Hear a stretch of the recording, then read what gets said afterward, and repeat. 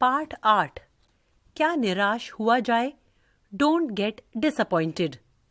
पाठ परिचय, chapter introduction. आज व्यक्ति हत्या, लूट, धोखाधड़ी, बेईमानी के समाचार सुनकर तथा पढ़कर खुद को बहुत असुरक्षित समझने लगा है। प्रस्तुत पाठ में लेखक ने हमें निराश न होने का सुझाव दिया है। उन्होंने हमें समाज में आज भी हमारे आसपास घट रही कुछ सकारात्मक घटनाओं से प्रेरणा लेने की सलाह दी है।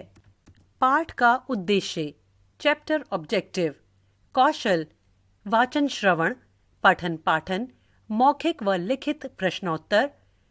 पाठ से आगे चिंतन और मनन, व्याकरणिक, विशेषण, विलोम, प्रत्यय, सरल, संयुक्त तथा मिश्र वाक्य, विषय संवर्धन गतिविधियां, जीवन कौशल, रचनात्मक कौशल, संवाद, खोजबीन, परियोजना कार्य, शिक्षा। देश की वर्तमान स्थिति से चिंतित होने की जरूरत नहीं है। मेरा मन कभी कभी बैठ जाता है। समाचार पत्रों में ठगी, डकैती, चोरी, तस्करी और भ्रष्टाचार के समाचार भरे रहते हैं। आरोप प्रत्यारोप का कुछ ऐसा वातावरण बन गया है कि लगता है कि हर व्यक्ति संदेह की दृष्टि से देखा जा रहा है। जो जितने ही ऊंचे पद पर हैं, उनमें उतने ही अधिक दोष दिखाए जाते हैं। एक बहुत बड़े आदमी ने मुझसे एक बार कहा था कि इस समय सुखी वही है जो कुछ नहीं करता। जो कुछ भी करेगा उसमें लोग दोष खोजने लगेंगे, उसके सारे गुण भुला दिए जाएंगे और दोषों को बड़ा चढ़ाकर दिखाया जाने लगेगा। दोष किस में नहीं होते? यही कारण है कि हर आदमी दोषी अधिक दिख रहा है, गुणी कम या बिल्कुल ही नहीं। स्थिति अगर ऐसी है तो निश्चय ही चिंता का विषय है। क्या यह वही भारतवर्ष है जिसका सपना तिलक और गांधी ने देखा था? रविंद्रनाथ ठाकुर और मदन मोहन मालवीय का महान संस्कृति सभ्य भारतवर्ष किस अतीत के गहवर में डूब गया? आर्य और द्रविड़, हिंदू और मुसलमान, यूरोपीय और भारतीय आदर्शों की मिलन भूमि महामानव समुद्र क्या सूख गया? मेरा मन कहता है ऐसा नहीं हो सकता। हमारे महान मनीषियों के सपनों का भारत है और रहेगा। यह सही है कि इन दिनों कुछ ऐसा माहौल बना है कि ईमानदारी से मेहनत करके जीविका चलाने वाले निरीह और भोले भाले श्रमजीवी पिस रहे हैं और झूठ तथा फरेब का रोजगार करने वाले फल फूल रहे हैं। ईमानदारी को मूर्खता का पर्याय समझा जाने लगा है। सच्चाई केवल भीरू और बेबस लोगों के हिस्से पड़ी है। ऐसी स्थिति में जीवन के महान मूल्यों के बारे में लोगों की आस्था ही हिलने लगी है। परंतु ऊपर ऊपर जो कुछ दिखाई दे रहा है वह बहुत ही हाल की मनुष्य निर्मित नीतियों की त्रुटियों की देन है। सदा मनुष्य बुद्धि नई परिस्थितियों का सामना करने के लिए नए सामाजिक विधि निषेधों को बनाती है। उनके ठीक साबित न होने पर उन्हें बदलती है।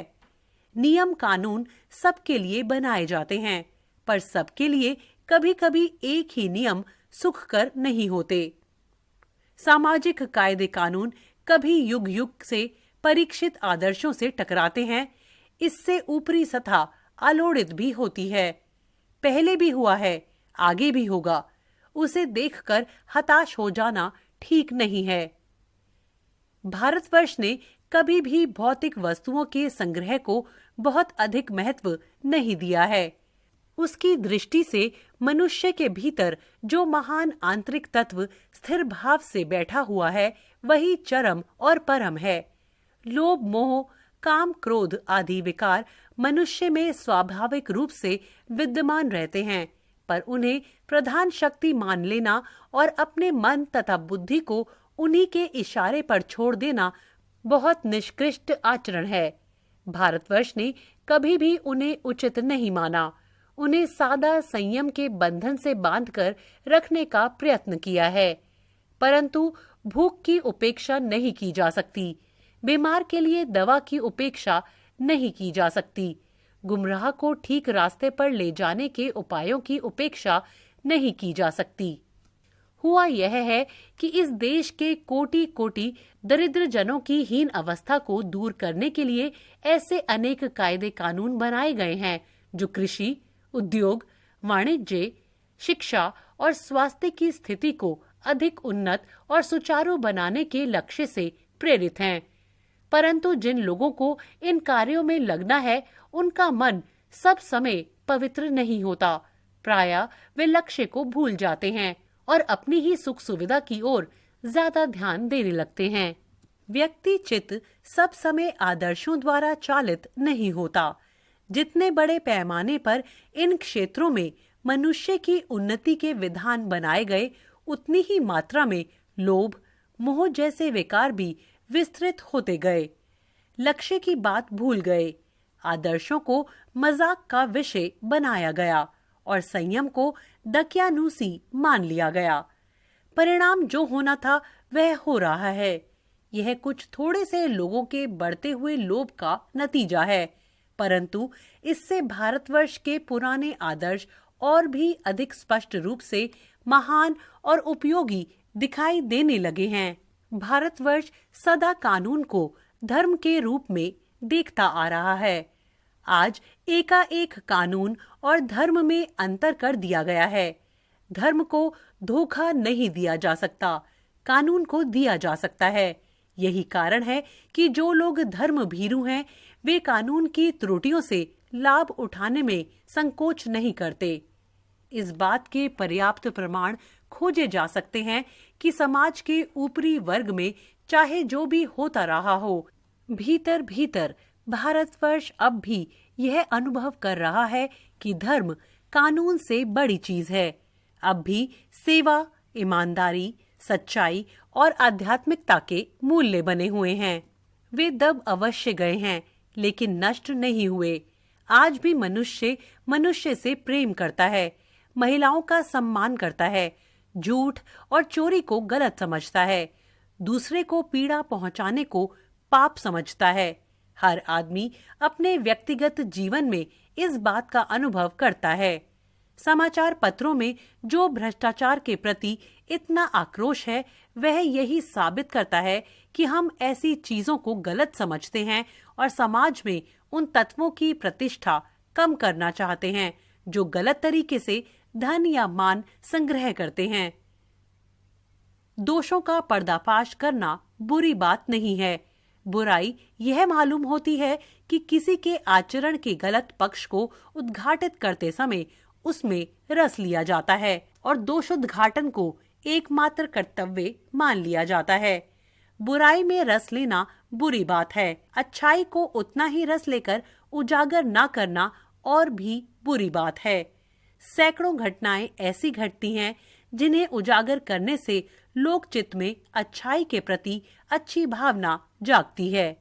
एक बार रेलवे स्टेशन पर टिकट लेते हुए गलती से मैंने 10 के बजाय 100 रुपए का नोट दिया और मैं जल्दी जल्दी गाड़ी में आकर बैठ गया। थोड़ी देर में टिकट बाबू उन दिनों के सेकंड क्लास के डब्बे में हर आदमी का चेहरा पहचानता हुआ उपस्थित हुआ। उसने मुझे पहचान लिया और बड़ी विनम्रता के साथ मेरे हाथ में 90 रुपए रख दिए और बोला, यह बहुत गलती हो गई थी, आपने भी नहीं देखा, मैंने भी नहीं देखा। उसके चेहरे पर विचित्र संतोष की गरिमा थी। मैं चकित रह गया। कैसे कहूं कि दुनिया से सच्चाई और ईमानदारी लुप्त हो गई है। वैसी अनेक अवांछित घटनाएं भी हुई हैं, परंतु यह एक घटना ठगी और वंचना की अनेक घटनाओं से अधिक शक्तिशाली है। एक बार मैं बस से यात्रा कर रहा था। मेरे साथ मेरी पत्नी और 3 बच्चे भी थे। बस में कुछ खराबी थी, रुक रुक कर चलती थी। गंतव्य से कोई 5 मील पहले ही एक निर्जन सुनसान स्थान पर बस ने जवाब दे दिया। रात के कोई 10 बजे होंगे। बस में यात्री घबरा गए।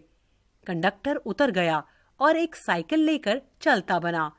लोगों को संदेह हो गया कि हमें धोखा दिया जा रहा है। बस में बैठे लोगों ने तरह तरह की बातें शुरू कर दी।